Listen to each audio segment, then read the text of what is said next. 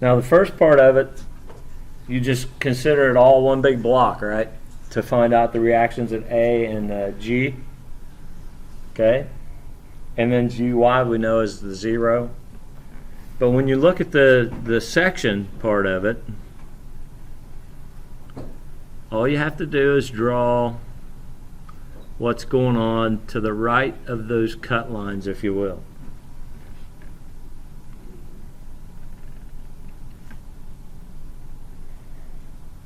So those are the members that are being cut, right? And we've got this as FE. They call it FE, so I went ahead and called it that. I would normally call it EF. BE and BC. We know, well, I drew that force straight down. It's not straight down. Off at a 60-degree angle, isn't it?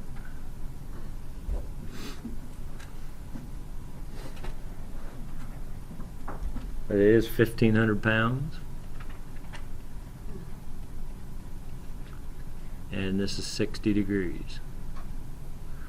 Okay, now based on some math calculations, we know that this angle is 33.7, right?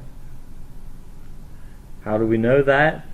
Well, we had that angle that looks something like this, where this is 12 and this is 8. So the arctangent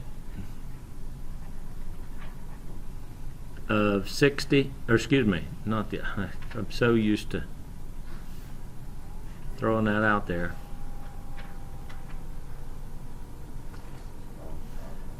Let's see, it's yeah, it was the arctangent. Yeah, of 8 over 12. Yeah, no, yeah, the arctangent of the y value over the x, and that's your 33.7, right? In fact, do I have that on there somewhere? I guess I did. So we know that angle. Well, if we know that angle, we ultimately need to know this distance right here, right? That's not given, or is it? That might actually be given. Yeah, so we knew that. What we didn't know was this distance right here, right? So how do we figure out what that distance is? That's opposite over adjacent equals the equals the tangent, right? So the tangent of 33.7 times 4 should give you a result of 2.67 feet. We'll need that when we do a moment. Because remember, with method of sections, we do some of the forces in the x, some of the forces in the y, and we then do a moment. Okay? What we've got to try to decide now is what's going on with those different members. If this thing's pulling down, then more than likely the top chord is in tension, isn't it? And the bottom chord is probably going to be in compression. If you took your pencil and did the same thing, essentially, that's what's going on, right?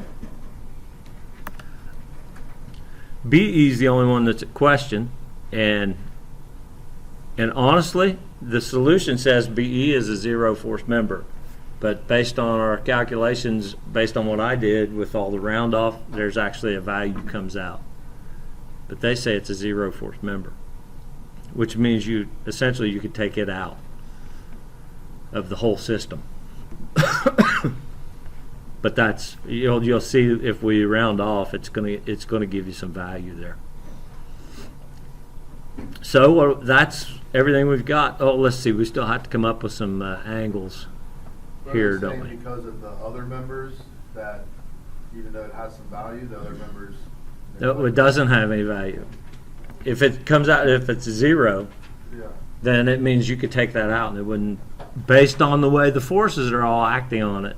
Yeah. This 1,500 pounds. Now, if you change that 1,500 pounds, the angle to say 50, then it may very well need to be there.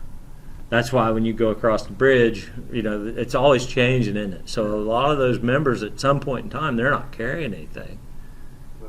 But they still have to be there for when they do need to be, you know, when the situation changes. Everything in this situation is static.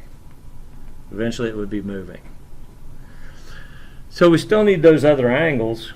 Well, let's see. This angle right here we know is 33.7, right? It's exact same as this one up here. Well, then if you look at the overall drawing, you'll note that from E to B is the same basic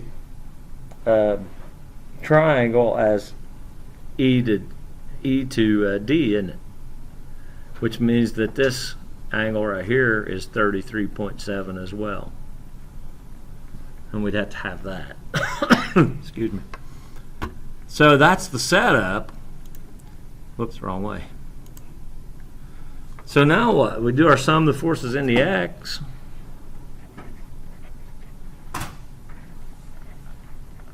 And we ended up with, we got negative BC. Then we got plus, oh, no, we don't have plus. It's minus BC, BE. Because I changed the arrow there and I forgot to change that sign. I'll have to go back and fix that. Cosine of 33.7. That actually might make that come out to 0 because I forgot to change that in my equation. Plus 1500. Cosine of 60 plus FE cosine of 33.7. Holy cow, 2 unknowns, 3 unknowns. Sum the forces in the Y equals 0. We got minus BE, oh no, excuse me, that's plus.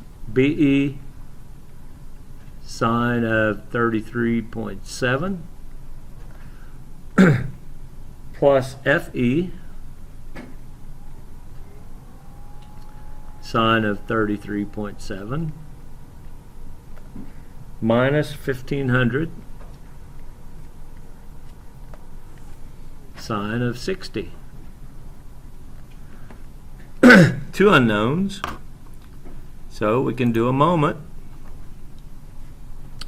So if we do a moment, we're probably going to do summation of the moments about point E. It has to be something on, our moment has to be something on here, right? So this is point E right here. This was C.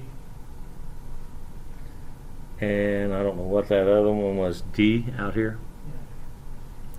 So we'll do a moment about E because we've got 2 unknowns here that we can get rid of. Okay, so we get rid of these 2 unknowns so we can find out what BC is. Oh, what is B point? What's what? B point. B. B's not showing up on here. B is all the way over here, but we've cut it out. Okay? So once we do our section, we don't have to worry about anything to the other side.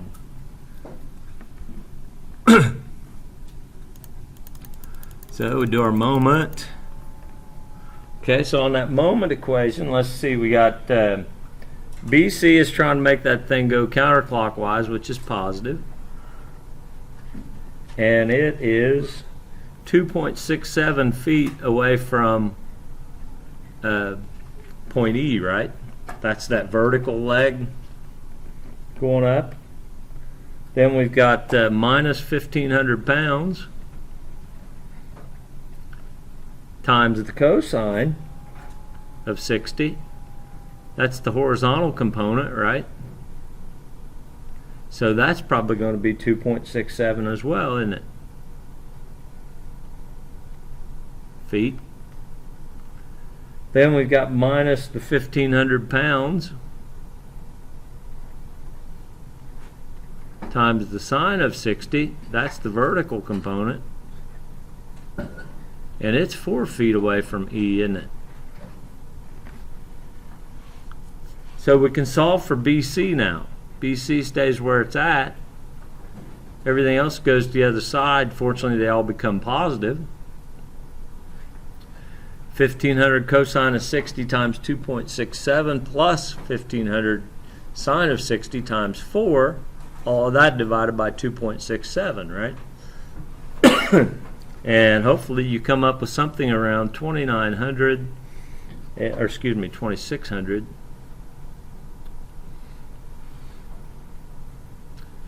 Still think that I might have a little dyslexia going on there. 2696.1, if you will, pounds, up or down? Moving to the left. Remember, it's a force member, it's in tension. In this case, it's in tension. We talked about that. Remember, it was breaking a pencil. Now, does that do anything for us up here? Well, we can put that value in right here. 2696.1 pounds. But we're still left with two unknowns in this equation and two unknowns in this equation. Two equations, two unknowns. What do? Substitution method. No, you can't do it. You'd like to be able to do another moment, but you really can't, because if you do a moment at C, you still have two unknowns here. You get rid of the y component, but you still have the x. So you still have two unknowns in the x. If you do it at D, you still have two unknowns. So you do substitution method, right? So what I did was I wanted BE to be positive, so I'm going to put it on the other side. And I set that equal to, so I got FE. Oh, and what I would do is I would go ahead and, this is where it gets ugly. That's why your numbers don't come out exactly like what the book is. But the cosine of 33.7 ends up being 0.83. So I would say 0.83 FE, let's see, plus 1500 cosine of 60, all of that divided by 0.83, right? Because the BE had to be multiplied by 30, the cosine of 33.7. That leaves you with BE equals, let's see what, I can find it there, 2300. Oh, I left part of that off. This was supposed to be minus 96.1, right? I forgot and left that off. And that's a negative value there, right? Let's see, that ends up being 2344.7 plus what? FE? Is that right? Let's see.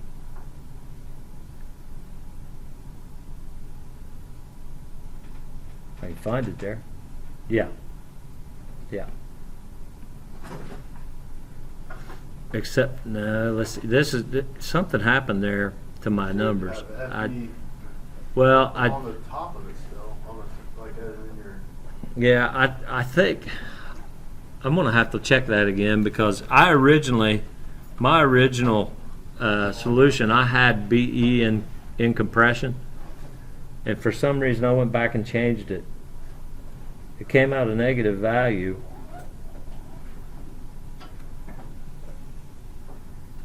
Which made it be in tension. So I've got to go back and look at this equation,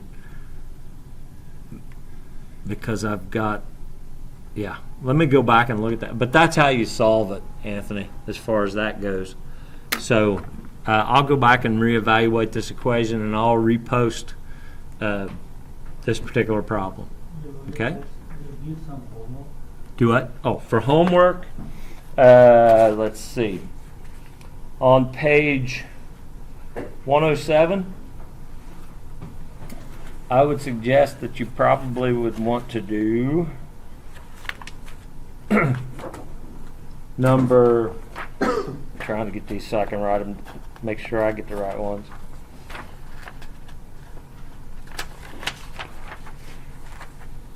I don't have them on there.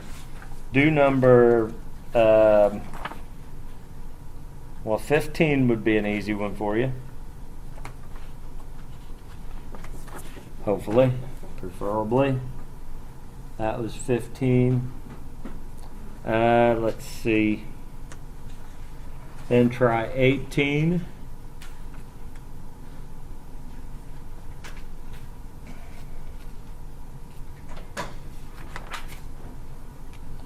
And let's see.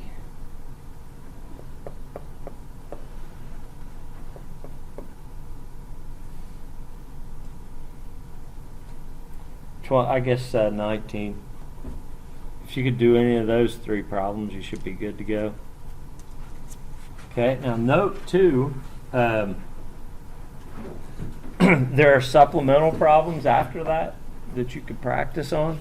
So what we'll do then is we'll finish up by going over these problems again, and we'll do this problem again on Monday and those method of members. And then I'd say by Wednesday we ought to be ready to have a test. Count on it. Otherwise, have a good